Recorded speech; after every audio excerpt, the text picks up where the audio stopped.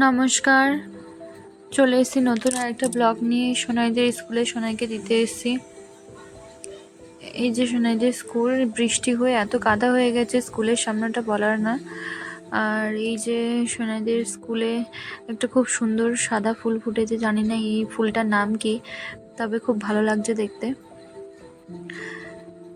এই যে ওদের ছাড়ার টাইম হয়ে গেছে, ছেড়ে দিচ্ছে সব, এই সেকশন ছেড়ে দিচ্ছিল। এবারে বাড়িতে চলে এসেছি, এসে হচ্ছে রান্না বসিয়ে দিচ্ছি।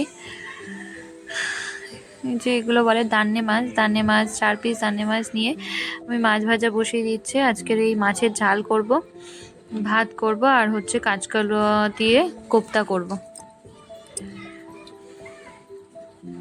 মাছগুলো ভালো করে লাল লাল করে ভেজে নিচ্ছি।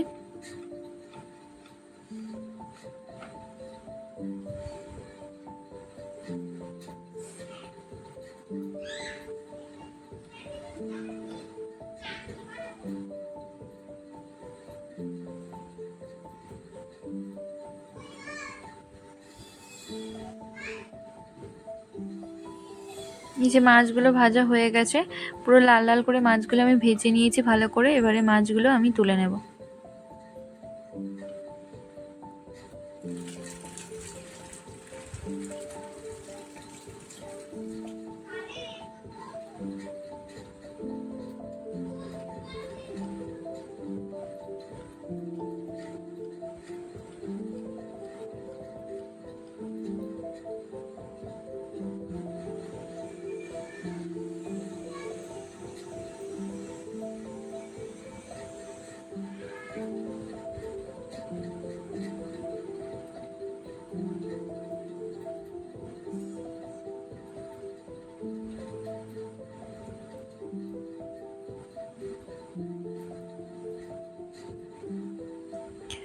এই যে এবারে আমি তরকারিটা বসিয়ে দিচ্ছি। একটু রসুন থেতো করে দিয়ে দিলাম, আর একটু পেঁয়াজ কুচি দিয়ে ভালো করে এটাও লাল লাল করে ভেজে নেব।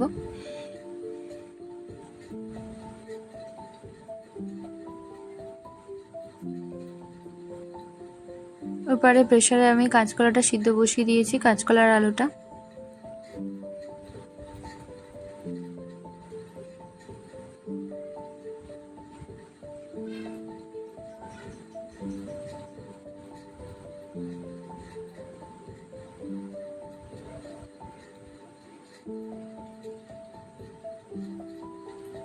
কয়েকটা কাঁচা লঙ্কা ছিঁড়ে দিয়ে দিলাম।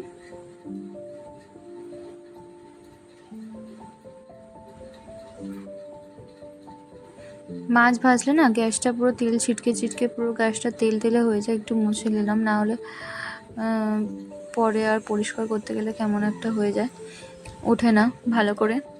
যে পেঁয়াজ টেয়াজগুলো ভালো করে ভেজে নিয়ে এবারে আমি কুচনো টমেটোটা দিয়ে দিলাম। কেটে রাখা টমেটোটা দিয়ে ভালো করে ভেজে নেব। একটু টমেটো আর পেঁয়াজটা সিদ্ধ হয়ে গেলে তারপরে সমস্ত মশলাগুলো দিয়ে দেবো।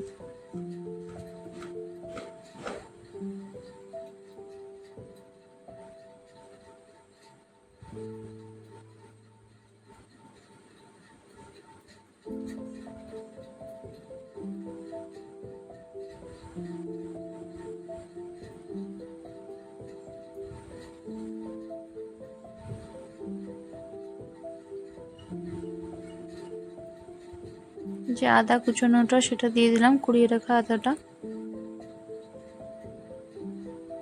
নুন দিলাম, স্বাদ মতো নুন দিচ্ছি, হলুদ, লঙ্কা গুঁড়ো, প্রতিদিনের যে মশলাগুলো থাকে সেগুলো দিয়ে একটু ভালো করে কষিয়ে নেব।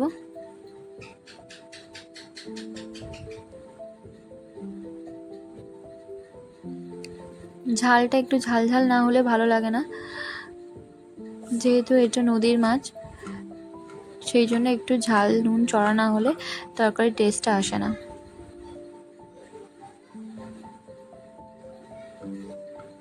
একটু টক দই দিয়ে দিলাম।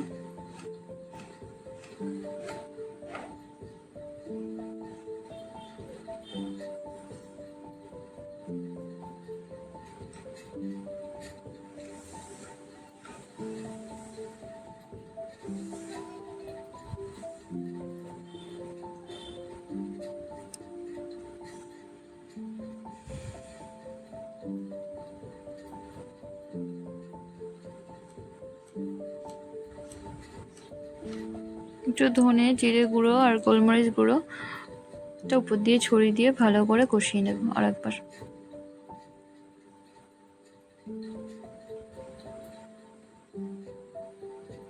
যে তরকারিতে জল দিয়ে দিয়েছি, এবার ফুটে উঠে মাছগুলো দিয়ে আমি নামিয়ে নেব। দেখুন কালারটা কত সুন্দর এসছে।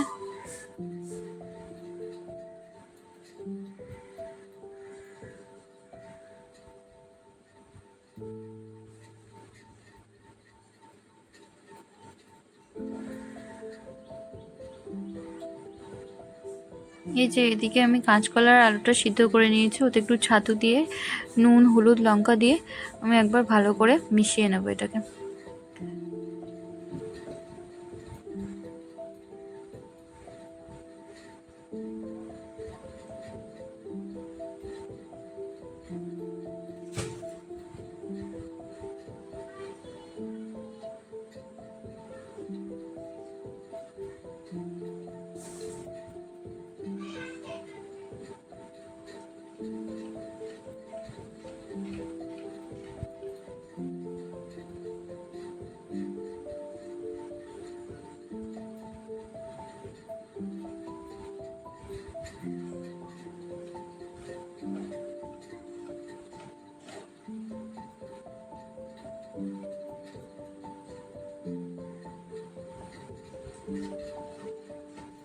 এই যে দেখুন মাছের ঝালটা হয়ে গেছে, কত সুন্দর কালার এসছে।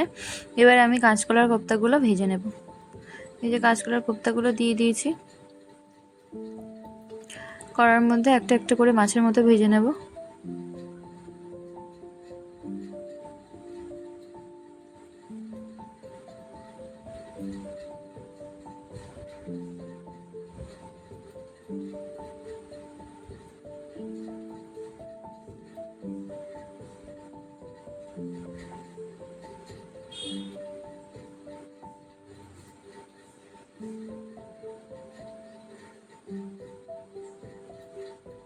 যে ভাজাগুলো প্রায় রেডি, এগুলো আপনি শুধুও খেতে পারেন আর তরকারি গ্রেভি করেও এটা ভালো লাগে। আমি শুধুও আমি খাই, আমার ভালো লাগে।